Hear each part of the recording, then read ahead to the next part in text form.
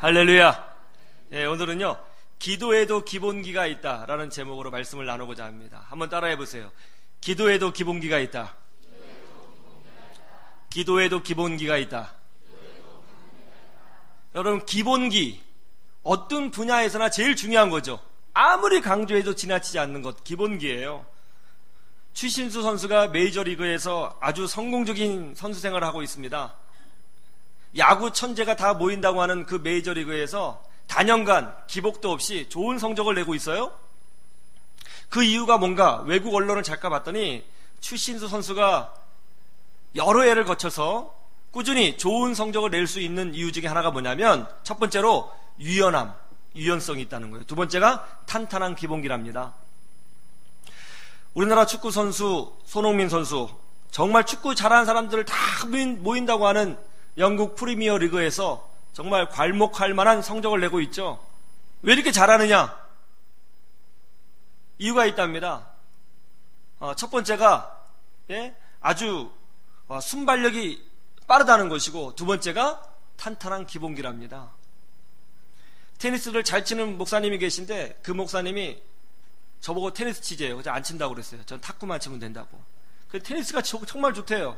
그러면서 하는 말이, 테니스 칠 때 처음 배우기가 제일 지루하고 힘들답니다. 왜냐하면 기본기 배우고 자세를 배워야 되는데 그게 정말 오래 걸린대요. 그러니까 많은 사람들이 지루하니까 잘 배우지 않고 대충 배워서 테니스를 친다는 거예요. 그러면 실력이 안 든대요. 어느 정도 늘다가 만답니다. 정확한 기본기와 자세를 잘 배울 때에 실력이 쭉쭉쭉 향상되는 것을 경험하게 된다는 것이죠. 신앙생활도 마찬가지입니다. 기본기가 단단히 서 있어야 신앙이 자랍니다. 기본기가 분명해야 해를 거듭할수록 깊어지는 것입니다. 기도도 마찬가지입니다. 기본기가 있어야 되는 것입니다. 칼빈은 이렇게 얘기했습니다. 우리는 기도를 통해서 하나님이 약속하신 모든 부유함을 받아 누릴 수가 있다. 여러분, 기도는 하나님이 우리에게 주신 놀라운 축복의 통로라는 것을 믿으시기를 주님의 이름으로 축원합니다. 여러분, 기도도 마찬가지예요. 마구잡이로 기도하는 것 아닙니다. 그냥 내가 생각하고 싶은 대로 하는 것이 기도가 아닙니다. 원칙이 있습니다. 기본기가 있어요. 이런 기도의 기본기, 기독교 2000년 역사 가운데 다듬어진 성경적 기도를 제대로 할 때에 영적으로 더 깊어질 수 있고, 기도의 맛을 누릴 수 있고, 성령의 은혜를 체험할 수 있고, 나와 함께 하시는 하나님의 은혜를 누릴 수 있게 되는 것입니다. 저는 오늘 말씀을 통해서 여러분들이 기도의 기본기를 좀 제대로 배웠으면 좋겠어요. 그래서 여러분들의 신앙이 더 깊어지고 기도가 깊어지고 하나님의 은혜를 체험하시기를 주님의 이름으로 축원합니다. 그럼 그게 뭐냐? 기도의 기본기 첫 번째, 확신입니다. 한번 따라해 보세요. 확신이에요. 확신. 오늘 본문 말씀 30절을 보실까요? 오늘 맹인의 기도가 나옵니다. 우리 30절 다 같이 보죠. 시작. 맹인 두 사람이 길가에 앉았다가 예수께서 지나가신다 함을 듣고 소리질러 이르되 주여 우리를 불쌍히 여기소서 다윗의 자손이여 하니.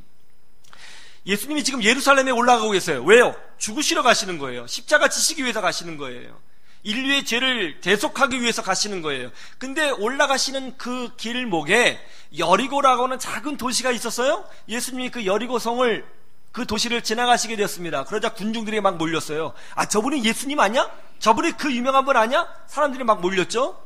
사람들이 많이 몰려서 웅성웅성 하는 소리가 들리니까 길에서 구걸하고 있었던 맹인 두 명이 소리를 듣고, 예수님이 오셨다는 소리를 듣고 예수님에게 기도합니다. 간구합니다. 주여 우리를 불쌍히 여기소서 다윗의 자손이여 우리를 불쌍히 여기소서 소리를 치며 간구하죠. 여러분, 오늘 맹인의 그 간구를 통해서 짧지만 놀라운 걸 우리가 볼 수 있어요. 뭐냐면 이 두 명의 맹인이 예수님을 어떻게 불렀냐면 다윗의 자손이라고 불렀어요. 그 당시 유대인들은 자녀 교육을 할 때, 특별히 메시아에 대한 교육을 할 때 뭐라고 교육을 했냐면, 장차 오셔서 우리에게 자유를 주신 메시아는 다윗의 자손으로 오신다, 이렇게 교육했어요. 그러니까 다윗의 자손이라는 이 용어는 평범한 용어가 아니라 메시아를 지칭하는 용어입니다. 그 당시 많은 사람들이 예수님을 메시아로 받지 않았어요. 바리새인들은 예수님을 선생님이라고 불렀습니다. 어떤 사람은 예수님을 혁명가라고 생각했습니다. 어떤 사람은 선지자라고 생각했습니다. 심지어 예수님과 같이 살았던 제자들도 헷갈려 있어요. 그런데 이 맹인은요, 어떻게 그런 지식을 얻었는지 모르겠지만 예수님을 향해서 정확하게 지칭했습니다. 다윗의 자손이요 라고 지칭했어요.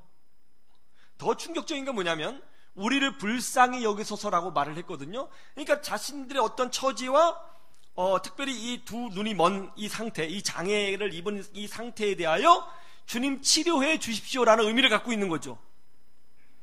이 두 맹인은 예수님이 메시아로 오셨을 뿐만이 아니라 사람의 손으로 치료할 수 없는 이 장애를 완전히 치료하시고 회복하실 수 있는 전능하신 하나님이시라는 그것도 알고 있었습니다. 어떻게 이 맹인이 예수님에 대한 분명한 영적인 지식을 알고 있었을까? 잘 모르겠습니다. 뭐 추측해 보면, 이거 순전히 추측인데요, 어쩌면 이 맹인 두 분이 자신의 처지가 너무나 어려우니까 더 간절히 메시아에 대해서 사모했고, 그래서 메시아에 대해서 공부했고, 그 메시아에 대한 지식을 얻었지 않았나, 그렇게 추측해 볼 수 있습니다. 그러나 중요한 것은 앞을 보지 못한 이 두 사람이 어떻게 예수 그리스도께서 참된 메시아이고 인간의 모든 고통을 해결해 줄 수 있는 그런 분이라는 지식을 어떻게 알았을까? 그거 참 놀라운 거예요. 그런데 중요한 건 뭐냐면 이 맹인 두 분이 예수님이 누구신지에 대하여 명확한 영적인 지식이 있으니까 기도의 확신이 있었고 주님 앞에 크게 부르짖을 수 있었다는 것입니다. 여기에 기도의 기본기가 있습니다. 기도의 첫 번째 기본기는 뭐냐면 내 기도를 들으시는 하나님이 누구시냐, 이게 제일 중요한 겁니다. 세상의 종교는요, 기도를 어떻게 생각하냐면 내가 얼마나 열심히 하느냐가 중요해요. 그래서 불교에서는 어떻게 합니까? 불교에서는 공덕을 드려야 돼요. 내가 얼마만큼 기도를 많이 하고 얼마만큼 절을 많이 하고 얼마만큼 경건하게 하느냐, 내가 중요해요. 이슬람교도 마찬가지고요, 세상의 종교는 똑같아요. 근데 기독교의 기도는 그렇지 않습니다. 기독교의 기도의 가장 핵심이 뭐냐면 도대체 내 기도를 들으시는 하나님은 어떤 분이시냐, 어떤 존재이시냐, 그분의 목적은 무엇이냐, 그분의 뜻은 무엇이냐, 이게 훨씬 더 중요한 거예요. 그리고 그 하나님이 누구신지 알면 알수록 기도에 힘이 붙고 자신감이 붙고 기도에 능력이 있는 거예요. 이게 기도의 기본입니다. 여러분, 왜 성경 공부가 필요한 줄 아세요? 하나님이 어떤 분이신지 알기 위해서 성경 공부가 필요한 거예요. 우리는 하나님을 배워야 돼요. 하나님을 더 깊이 알아야 됩니다. 하나님을 알면 알수록, 하나님을 경험하면 경험할수록 우리는 더 깊어지고 하나님을 확신하게 되고 우리의 기도에 능력이 생기는 거예요. 신앙생활 수십 년 하면서 왜 갑자기 신앙이 흔들리는 줄 아세요? 하나님을 아는 지식이 너무나 빈약하기 때문에 그런 것입니다. 하나님 말씀 없이 신앙생활하는 사람 많습니다. 성경이 없어도요, 나름대로 신앙생활 잘해요. 성경이 없어도요, 기도 잘하고요. 성경이 없어도 봉사 잘하고요. 성경이 없어도 주일 예배 잘 지켜요. 그런데 이런 신앙은 어떻게 되는 줄 아세요? 평상시는 괜찮아요. 하나님을 몰라도 신앙생활 잘할 수 있어요. 그런데 이런 신앙은 위기가 닥치면 마치 수수깡으로 만든 집이 와르르 무너지듯이 흔들리고 무너져요. 하나님에 대한 확신이 없거든요. 왜 이런 일이 생기는 거지? 내 기도했는데 왜 이런 일이 벌어지지? 하나님에 대한 확신이 없어요. 와르르 무너지는 거죠. 하나님의 뜻도 모르겠고 하나님이 어떤 분이신지 모르겠고 난 잘했는데, 난 열심히 했는데 왜 이런 일이 벌어지지? 그렇게 생각하는 거죠. 하나님이 이스라엘 백성을 이끄셔서 홍해 바다까지 이끄셨습니다. 근데 거기는 막다른 골목이었어요. 설상가상으로 당시 세계 최대의 군사력을 가지고 있었던 이집트 군대가 이스라엘 민족을 추격했습니다. 이 이야기를 듣고 이스라엘 백성이 소리를 지르며 웁니다. 야, 이제 우리 다 죽었다. 여기서 다 살육당하게 생겼다. 뒤에는 바다요, 앞에는 이집트 군대니 나와 우리 처자식이 다 죽게 생겼구나. 난리를 쳤어요. 그때 어느 누군가가 얘기하죠. 우리를 이렇게 막다른 골목으로 인도한 사람이 바로 저 모세고 여호와 하나님이다. 여호와 하나님 때문에 우리가 다 죽게 생겼다. 여러분, 신앙생활의 잘못 때문에 하나님을 원망합니다. 그러니까 백성들이 화가 나가지고 하나님을 원망하고 돌을 들어서 지도자 모세를 치려고 했습니다. 백성 전체가 다 뒤집어진 거예요. 그런데 그런 상황에 놀라운 건 뭐냐면 모세는 너무나 차분해요. 놀라우리만큼 차분합니다. 왜 모세는 차분했을까요? 모세도요, 지금 홍해가 갈라질 거라고는 몰라요. 왜 하나님이 이스라엘 백성을 이 막다른 골목으로 인도해 주셨는지 모세도 잘 모릅니다. 근데 모세는 확신하는 게 있었어요. 하나님이 여기로 인도하셨다면 내가 아는 하나님은 해답도 갖고 계신 분이시다. 계획도 갖고 계신 분이시다. 하나님은 약속을 지키시는 분이시다. 신실하신 분이시다. 우리 하나님은 저 이집트 군대보다 훨씬 더 강하시다. 하나님을 알고 있었습니다. 흔들림이 없죠. 여러분, 그 막다른 골목이 어떻게 됐죠? 홍해 바다가 갈라지는 기적의 현장이 되었고 이집트 군대가 몰살당하는 승리의 현장이 되었던 것입니다. 우리나라 성도들은요, 정말 놀랍게도 성경 공부 안 합니다. 아니, 관심도 별로 없습니다. 하나님 잘 모릅니다. 10년 전 영적 지식이나 20년 전 영적 지식이나 오늘날 영적 지식이나 비슷합니다. 여러분, 우리는 종교인이 돼서는 안 됩니다. 참된 그리스도인, 하나님과 동행하는 그리스도인이 돼야 되는 줄로 믿습니다. 하나님을 하는 만큼 기뻐지고요, 하나님을 경험하는 만큼 확신이 생기고요, 하나님을 체험하는 만큼 기도에 힘이 있는 거예요. 내 기도를 들으시는 분이 도대체 어떤 분이신지, 하나님이 어떻게 세상을 창조하셨는지, 이스라엘 백성을 어떻게 인도하셨는지, 역사 가운데 그리스도인들을 어떻게 이끌어내셨는지 이걸 알아야죠. 그러면 기도가 힘이 생기는 거예요. 충청남도 당진에 동일교회가 있습니다. 당진 동일교회, 유명한 교회인데요, 이 교회가 교회를 개척했는데 어디다 개척했냐면 숲속에다 개척했어요. 교회를 개척할 때 어떻게 개척합니까? 보통은 사람들 눈에 잘 띄는 곳에, 그리고 사람들이 많은 아파트 단지에 개척을 하잖아요. 그래야, 그리고 이제 교회가 잘 보이도록 간판도 달고, 전도지도 열심히 들고 전도지도 열심히 전도해야 사람들이 이 교회가 여기 있구나 하는 것을 알고 모일 것 아닙니까? 근데 이 동일교회는요, 버스도 안 다니고 아예 찾길도 없는 진짜 숲속에 교회를 개척했어요. 숲속에. 그래서 헬리콥터를 타고 보지 않는 이상은 교회가 있는지를 몰라요. 간판도 없어요. 그런데 말이죠, 매주 주일학교 아이들이 1200명이 모이고요, 장년들이 수천 명이 와서 예배합니다. 이해가 되세요? 별 놀라는 기색도 없고 뭐 관심도 없는데 정말 놀라운 거예요. 이 당진 동일교회 담임 목사님이 이렇게 얘기하더라고요. 자기가 목회를 하면서 딱 깨달은 게 있는데, 그게 뭐냐면 하나님은 공간의 한계를 뛰어넘으시는 분이시다. 정말 하나님이 함께 하시면 내가 숲속에 들어가도 하나님의 능력이 나타날 것이다. 그렇게 믿었대요. 그런 생각, 어느 날 그런 생각이 확 들어오더래요. 그래서 그러면 숲속에서 개척해야지. 개척한 거예요. 기적이 일어났어요. 하나님을 아는 만큼 기도가 강력하고요, 하나님을 아는 만큼 확신이 생기고요, 하나님을 아는 만큼 하나님을 체험하는 거예요. 기도의 첫 번째는 확신입니다. 하나님을 알므로 통해서 나타나는 믿음의 확신이에요. 이것이 기도의 기본기입니다. 이 기본기로 승리하시기를 주님의 이름으로 축원합니다. 두 번째 기본기는 뭐냐면 영적 전쟁이라는 것입니다. 기도가. 한번 따라해 보세요. 기도는 영적 전쟁이다. 기도는 단순히 나의 필요를 하나님께 구하는 게 아니에요. 사실은 기도 자체가 엄청난 영적 전쟁이고 엄청난 에너지를 써야 하는 그런 영적 노동의 현장인 것입니다. 31절을 보세요. 다 같이 한번 보죠. 재밌는 부분이 있어요. 함께 볼까요? 시작. 무리가 꾸짖어 잠잠하라 하되 더욱 소리질러 이르되 주여 우리를 불쌍히 여기소서 다윗의 자손이여 하는지라. 지금 맹인들이 예수님에게 기도하고 있어요. 우리를 불쌍히 여기소서 다윗의 자손이여 기도하고 있어요. 그러자 어떤 일이 벌어졌다고 그러죠? 무리가 꾸짖었다는 거예요. 기도하지 말라고 그랬다는 거예요. 시끄럽다는 거예요.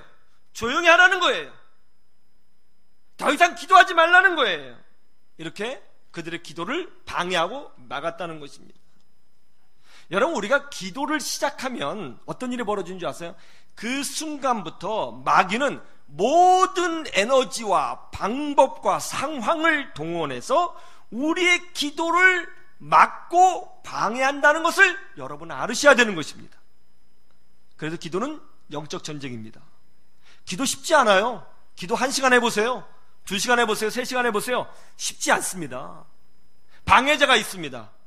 기도하면 오히려 박해받고, 기도했는데 더 위기가 생기고, 기도하면 할수록 육적으로 영적으로 피곤해집니다.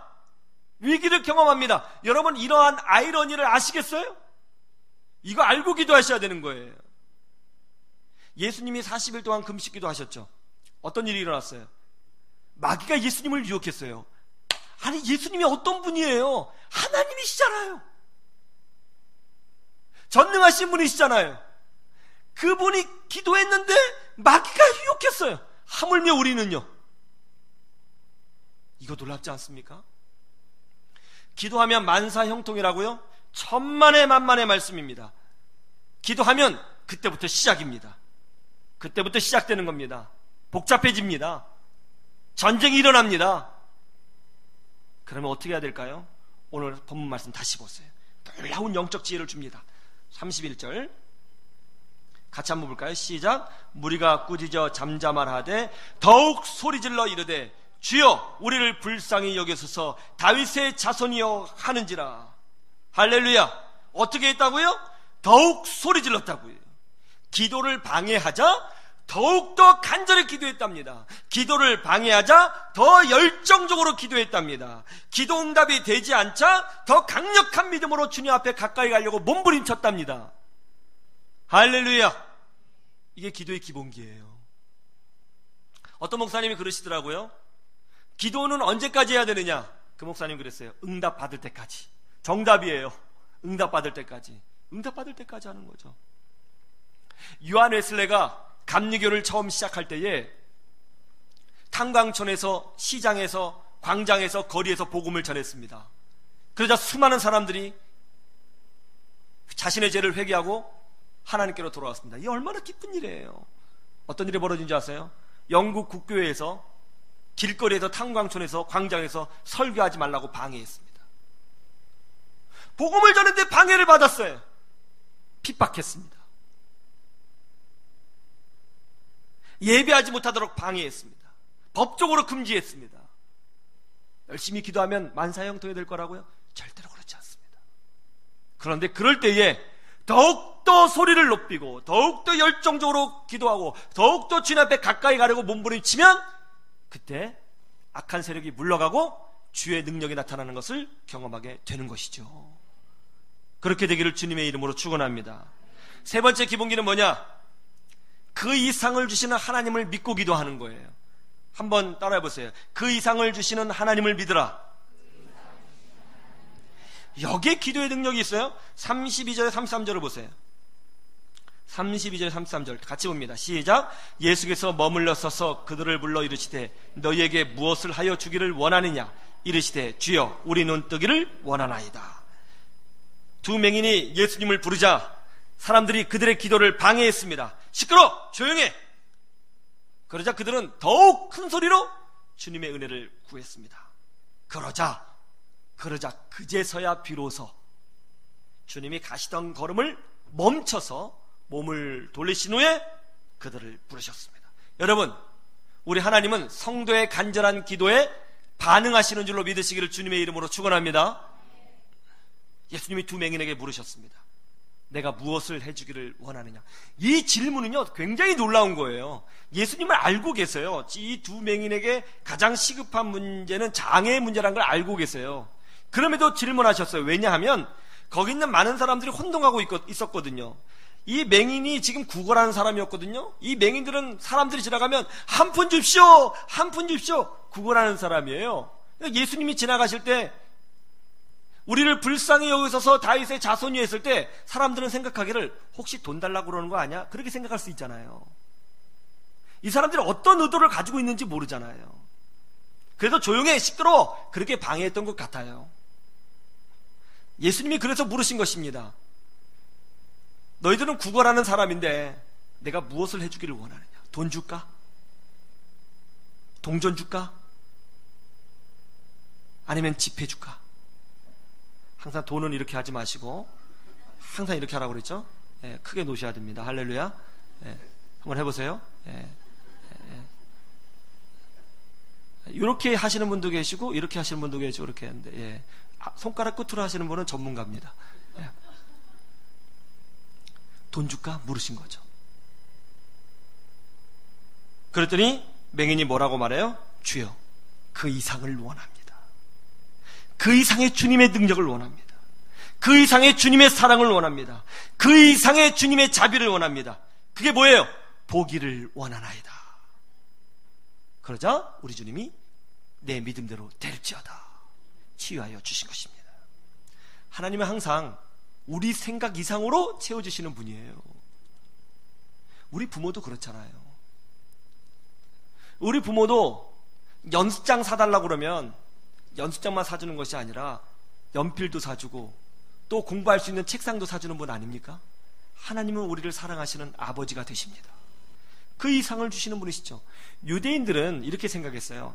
장차 메시아가 오시면 로마 정권을 멸하시고 이스라엘을 해방시켜 주실 것이다, 이렇게 생각을 했어요. 그런데 하나님은 메시아를 어떻게 보내주셨어요?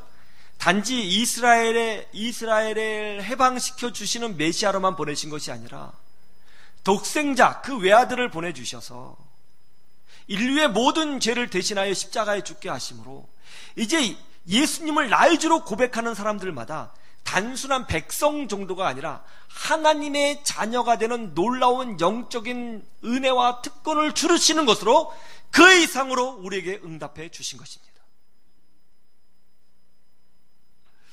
여러분, 1달러 11센트의 기적을 아시죠? 1달러 11센트의 기적. 이 테스라고 하는 8살 된 소녀 아이가 있었는데요, 이 소녀 아이의 남동생이 뇌종양으로 죽어가고 있었습니다. 굉장히 가난한 집안이어서 병원에 갈 수 없었습니다. 약도 제대로 살 수 없었습니다. 그날 밤에 아이의 엄마 아빠가 죽어가는 아들의 손을 붙들고 오열을 하면서 기도합니다. 하나님 살려주십시오. 하나님 살려주십시오. 하나님 외에는 방법이 없습니다. 기도를 마치고 나서 아이의 엄마가 답답했는지 남편에게 자신의 답답한 가슴을 토로합니다. 여보, 어떻게 좀 해봐요.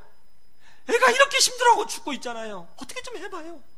왜 가만히 있어요? 좀 해봐요. 그러니까 아이의 아빠가 푸념하듯이 이렇게 말하죠. 할 수 있는 게 없잖아. 할 수 있는 게 없어. 정말 기적이 있어야지. 기적이 일어나지 않는 이상은 우리 아이가 살릴 수 없어. 정말 기적을, 하나님이 우리에게 기적을 주셔야 되는데. 이 어른들이 밤에 하는 이야기를 8살 된 테스라고 하는 여자아이가 들었어요. 아, 기적이 있으면 내 동생이 사는구나 싶어가지고는 이 아이가 그 다음날 아침 일찍 일어나서 돼지 저금통을 찢어가지고 동전 들고, 그게 1달러 11센트였어요. 동전 들고 약국으로 갔어요. 약국문을 탁 열고 약사 아저씨에게, 아저씨, 여기 기적 팔아요? 기적 있으면 기적 주세요. 여기 약사 아저씨가, 기적? 그게 뭐야? 그런 거 없는데? 아, 기적 파세요.